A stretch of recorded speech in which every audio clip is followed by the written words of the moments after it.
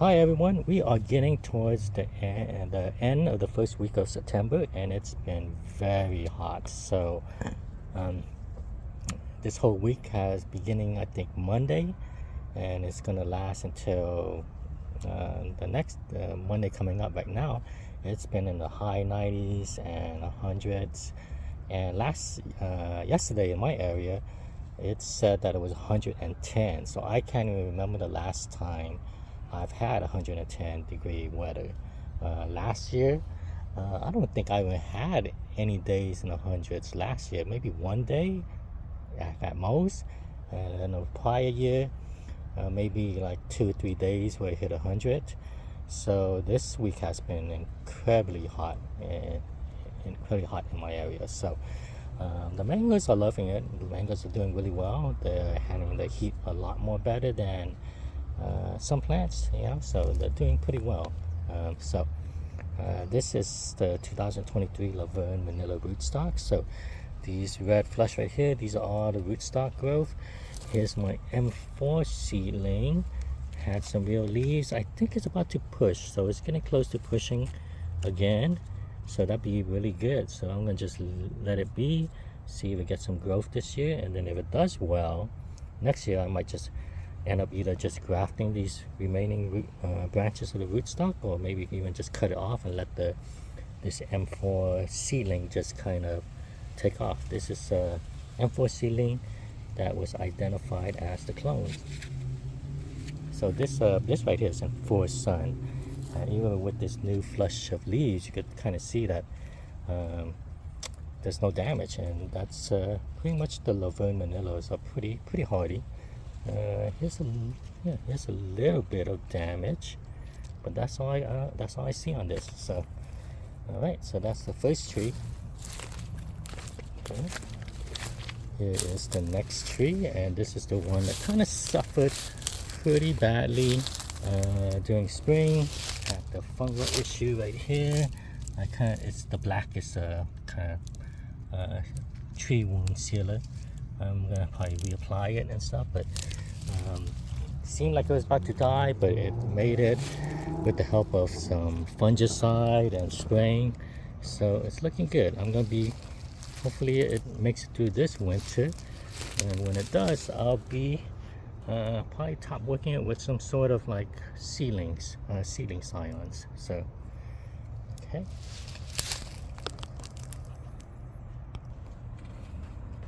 Here's the next Verne Manila rootstock with my experimental seedling lemon zest scions, and it's doing really well. Look at the growth on this.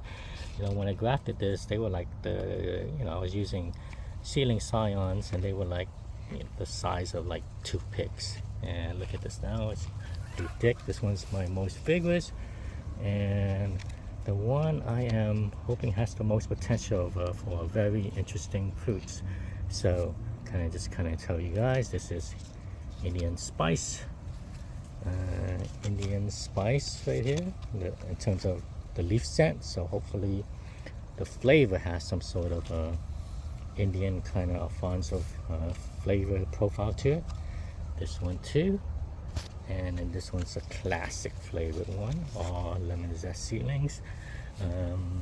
Last week I grafted a lemon zest seedling clone. So this is the clone, just because I guess I should have some lemon zest going on, because what I've been growing for the last couple of years I thought was lemon zest turns out to be peach cobbler. So this will be a lemon zest seedling clone, and we'll see how it does. Right. Overall, I think this is a pretty good success, and I think I might have one more flush by the end of the year, and then if it doesn't flower this year, and which I'm hoping to see what happens, if it doesn't flower this year, I think next year it will get some really nice size to it. So all right, here's the next one. This is the one where I made some seedling grass. The grass is still green. What I thought was coconut cream scions, I kind of grafted on it, seedlings that hasn't matured, but the graft never really took off. So the rootstock is growing nicely, and I'm going to just leave the rootstock to be used as grafting branches for next year. All right. Okay, on to the next one. Okay, here's one of my more successful grafts, and it's flushing. Last time I showed you guys it wasn't flushing, so lots of activities just in the last couple weeks. This is grafted with 2 coconut cream scions, these 2 in the front, and then 2 sugar loaf in the back right here. One's flushing, the other one's both flushing, both looking pretty good.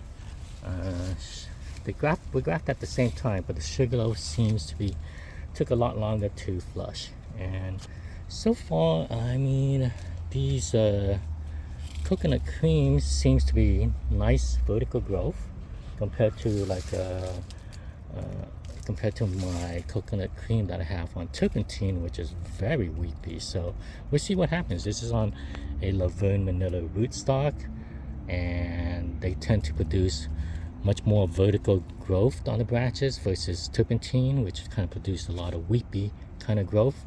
So hopefully see what happens with this and see if that holds true for these coconut creams. So far seems to be nice kind of vertical branching on it. So these weren't my best graft, but it kind of shows, I think I talked about this before, it was some of the worst graft I made on all 4 grafts. I only aligned one side, but it kind of shows you how much of a difference fresh scions impacts your grafting. You know, over here in California, we have a very difficult time sourcing fresh good name varieties of mangoes. You know, unlike avocados and anonas, and especially chamoys and atamoys, we could kind of get so much of those. But it shows you kind of how much of a difference it makes. I mean, in my opinion, grafting mangoes is not that difficult. It's pretty easy. It's just that you need a source of fresh scions. That's my personal opinion on it.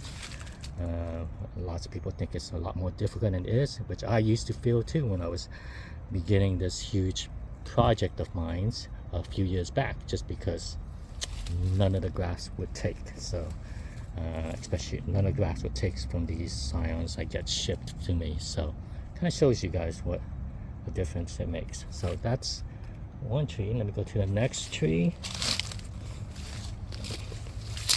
Okay, and this tree, I had some tiny toothpick size grafts of Benganapali and Chansa. Unfortunately, both of them did not make it. It kind of just hang around there, didn't make it.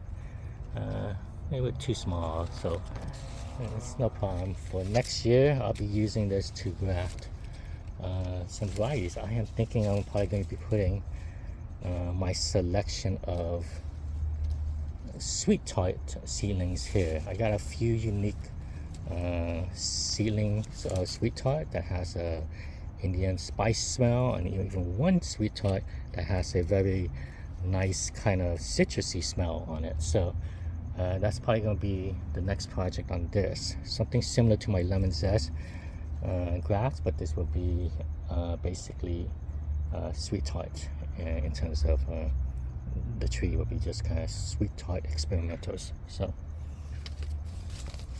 alright, let's keep going.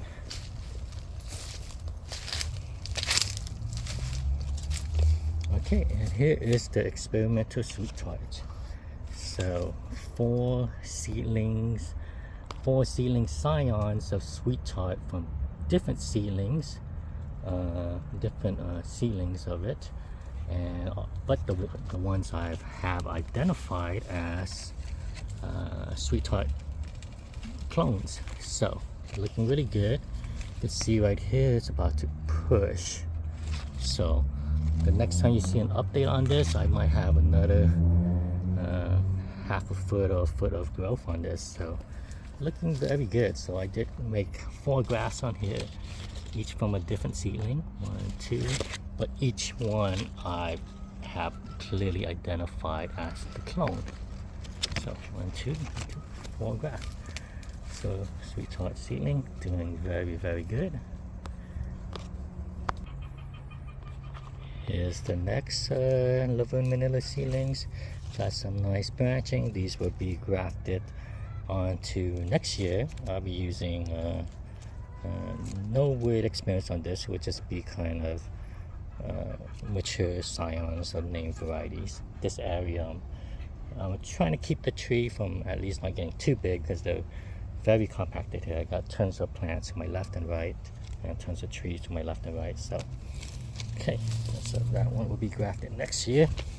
And here is the last two. So I think I showed you guys this before.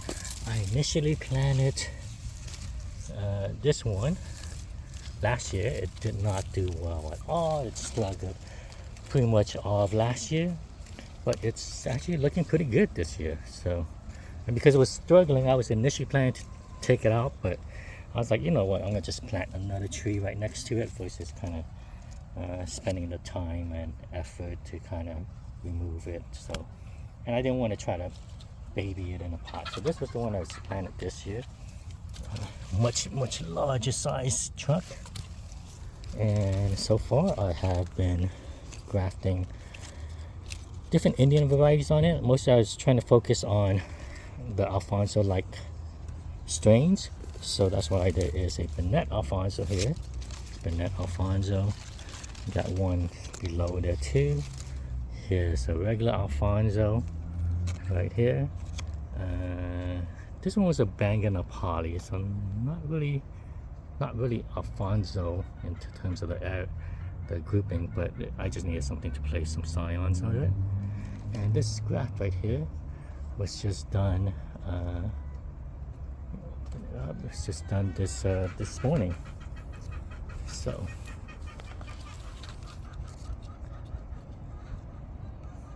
okay, so this is a Sun Paris. Sun Paris might be wrong, but I think I'm pretty sure it is a Alfonso hybrid. It was bred with Alfonso, so that's why it's gonna be on here. So I just grafted this morning. We have a couple more days of weather in the 100 degrees, and for the most part, like in my area, even if it hits 100, I never really see any damage to my mangoes until it hits like 105. But you know, I'm just kind of covering this with some paper napkins, just make sure it doesn't get the hottest part of the day in the sun. But I've seen people cover it with foil and everything, and that works too.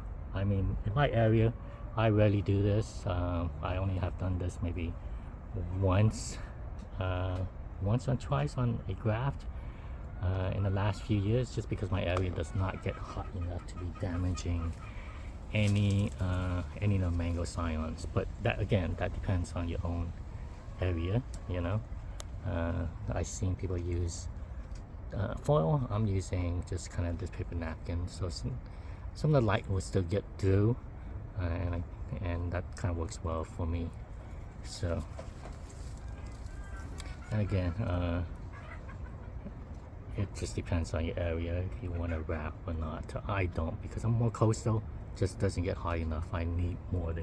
Most of the times I need the heat more than anything else. So let's see.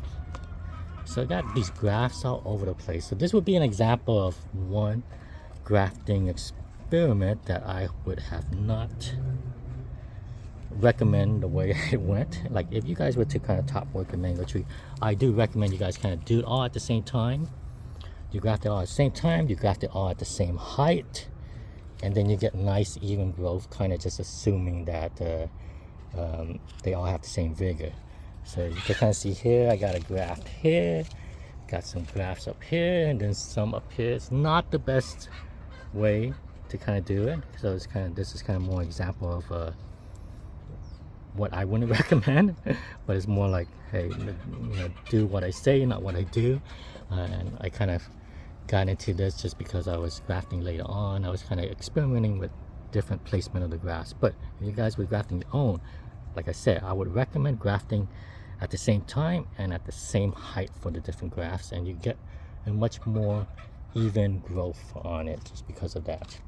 All right, so that's an update on these Laverne Manila 2023 rootstocks. So it'll be a slow project going forth, you know, but you guys can be able to at least see it from start till end, you know, from whatever, and that would be years from now.